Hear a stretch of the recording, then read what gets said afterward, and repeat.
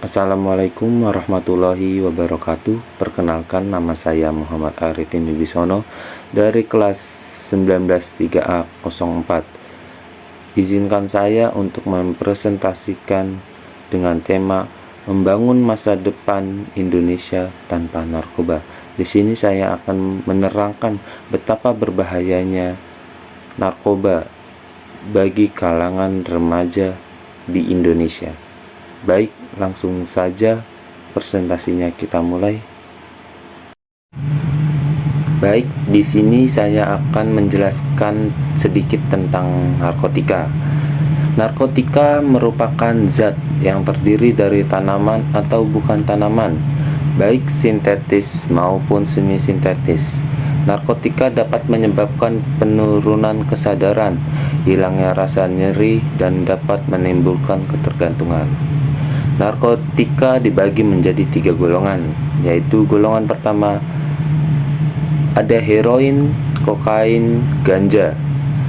Golongan kedua ada morfin dan petidin.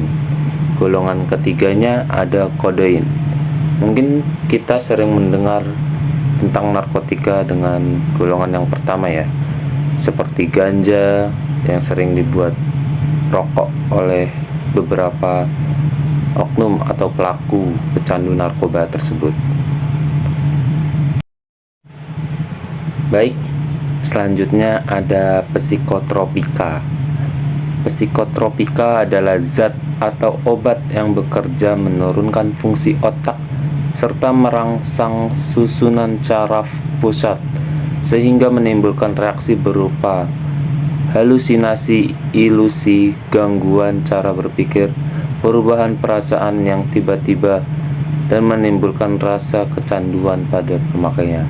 Jadi psikotropika ini membuat pemakainya kecanduan. Apabila tidak memakainya, dia akan mengalami gelisah ataupun itu. Psikotropika dibagi menjadi 4 golongan. Golongan pertama ekstasi, golongan 2 ada amfetamin, golongan ketiga ada amorbarbital, dan golongan 4 adalah pil koplo yang sering kita dengar di media-media. Baik, selanjutnya ada zat adiktif. Apa itu zat adiktif? Zat adiktif adalah zat-zat yang apabila dikonsumsi dapat mengakibatkan ketergantungan dan ingin menggunakannya secara terus-menerus. Ketergantungan yang menimbulkan bisa membuat pemakainya merasa depresi dan kesakitan ketika tidak mengonsumsinya. Contoh antara lain adalah alkohol, nikotin, dan kafeina. Kita ambil contoh yang sering kita dengar seperti alkohol. Itu banyak dikonsumsi oleh kalangan anak muda maupun bapak-bapak yang tinggal mungkin di beberapa dataran tinggi. Sejarah narkoba. Narkotika pertama kali dikenal oleh masyarakat Sumeria pada tahun 2000 sebelum Masehi, yang berasal dari serbuk sari bunga opium atau candu yang biasanya disebut hulgil, yang memiliki arti tumbuhan menggembirakan. Opium ini berfungsi sebagai obat tidur dan obat penghilang rasa sakit saat dihirup, sehingga narkoba biasa digunakan oleh dokter untuk membius pasien ketika akan melakukan operasi, atau digunakan sebagai obat untuk proses penyembuhan penyakit tertentu. Namun, narkoba ini sering disalahgunakan sehingga bisa memberikan dampak buruk bagi kesehatan orang-orang yang mengonsumsinya. Berikut adalah contoh kasus penyalahgunaan narkoba yang berada di Indonesia. Penyalahgunaan narkoba di Indonesia merupakan masalah yang serius dan perlu ditangani secara serius. Berdasarkan data BNN atau Badan Narkotika Nasional, pada tahun 2022 prevalensi penyalahgunaan narkoba di Indonesia sebesar 1,95% atau setara dengan 4,8 juta orang. Angka ini meningkat sebesar 0,15% dari tahun sebelumnya.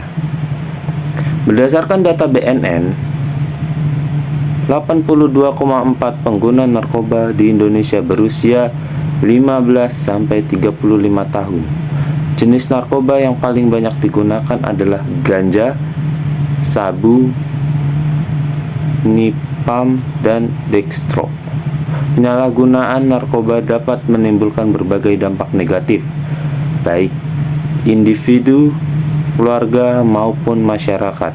Dampak negatif tersebut antara lain gangguan kesehatan, kriminalitas, dan degradasi moral.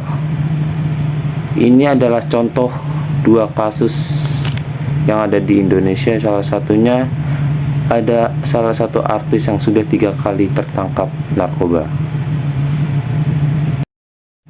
Baik, selanjutnya apa sih hubungan narkoba dengan SDGs? Tentu ada hubungannya dengan SDGs. Penyalahgunaan narkoba memiliki hubungan yang erat dengan 17 SDGs yang dirumuskan oleh Perserikatan Bangsa-Bangsa atau PBB.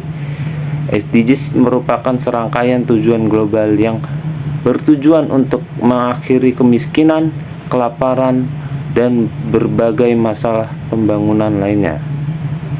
Berikut adalah beberapa SDGs yang terkait dengan penyalahgunaan narkoba. Baik, di sini ada tiga hubungannya dengan narkoba, yaitu SDGs tujuan yang ketiga adalah kesehatan dan kesejahteraan. Narkoba dapat menyebabkan berbagai masalah kesehatan termasuk gangguan mental, penyakit menular, dan kematian. Selanjutnya ada tujuan keempat, yaitu pendidikan berkualitas. Penyalahgunaan narkoba dapat mengganggu proses belajar dan mengajar di sekolah. Oleh karena itu, penyalahgunaan narkoba dapat menghambat pencapaian tujuan 4, yaitu memastikan bahwa semua anak, perempuan, dan laki-laki memiliki akses pendidikan yang berkualitas.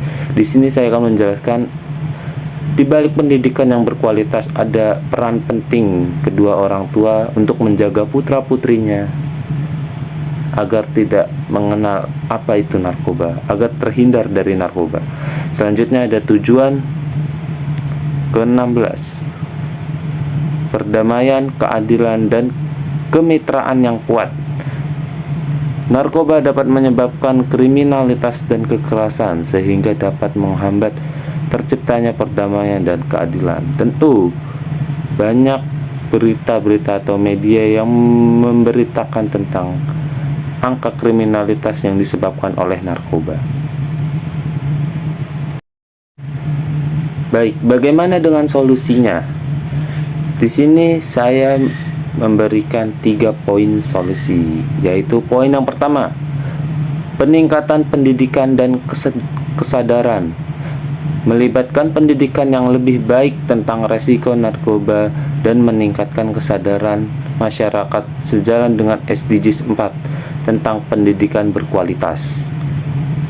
Poin kedua, penguatan sistem kesehatan mental. Fokus pada penguatan sistem kesehatan mental untuk membangun individu yang terkena dampak penyalahgunaan narkoba sesuai dengan SDGs 3. Poin yang terakhir adalah kebijakan hukum dan rehabilitas. Menerapkan kebijakan hukum yang efektif untuk mengatasi perdagangan narkoba sambil memberikan solusi rehabilitas bagi para pengguna narkoba, mendukung SDGs 16 tentang perdamaian, keadilan, dan lembaga-lembaga yang kuat. Di sini adalah kesimpulannya. Ketiga poin ini adalah adanya peran penting kedua orang tua, penguatan sistem mental terhadap masyarakat yang terdampak sekitar, dan penguatan hukum sebagaimana hukum kita harus diperkuat untuk menerapkan kebijakan hukum yang efektif untuk mengatasi masalah narkoba. Sekian dari saya. Wassalamualaikum warahmatullahi wabarakatuh. Baik, itu saja presentasi dari saya. Apabila ada kekurangannya, mohon maaf. Wassalamualaikum warahmatullahi wabarakatuh.